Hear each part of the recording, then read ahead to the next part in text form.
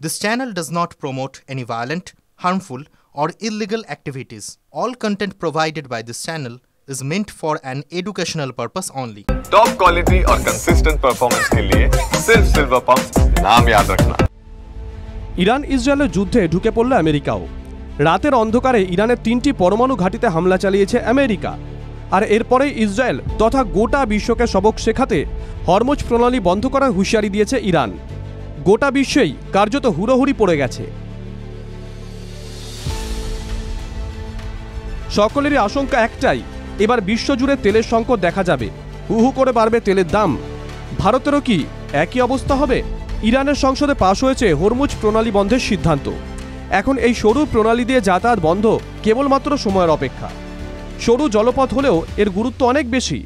বিশ্বের প্রায় 30% তেল সরবরাহ হয় এই প্রণালীর পথ ধরেই। ইরানের হরমুজ প্রণালী বন্ধের হুমকি দেওয়ার পর থেকে ভারত তেলের দাম ওঠানামার উপর বিশেষ নজর রাখছে।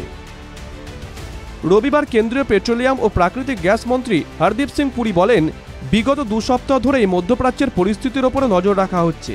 প্রধানমন্ত্রী মোদীজির নেতৃত্বে বিগত কয়েক বছরে আমরা তেলের আমদানি আরও বিভাজিত করেছি। বর্তমানে আমদানি করা তেলের একটা বড় অংশই হরমুজ প্রণালী থেকে আসে না। এই সংঘাতের জেরে কি ভারতেও তেলের দাম বাড়বে? এই প্রশ্নের উত্তরে কেন্দ্রীয় মন্ত্রী বলেন, আমাদের ওয়েল মার্কেটিং কোম্পানিগুলোর কাছে বেশ কয়েক সপ্তাহে জ্বালানি মজুত রয়েছে। একাধিক অন্য রুট থেকেও তেল ও শক্তি সাপ্লাই হচ্ছে, যাতে সাধারণ মানুষ জ্বালানি পান।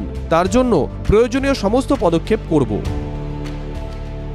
কেন্দ্রীয় মন্ত্রী আশ্বাস দিলেও তেল ও গ্যাসের মূল্য বৃদ্ধির ক্ষেত্রে বরাবরই দেখা গেছে সামান্য জটিলতা বা সংকটের জেরেও তেলের দামে ব্যাপক প্রভাব পড়ে, হু হু করে দাম বাড়ে।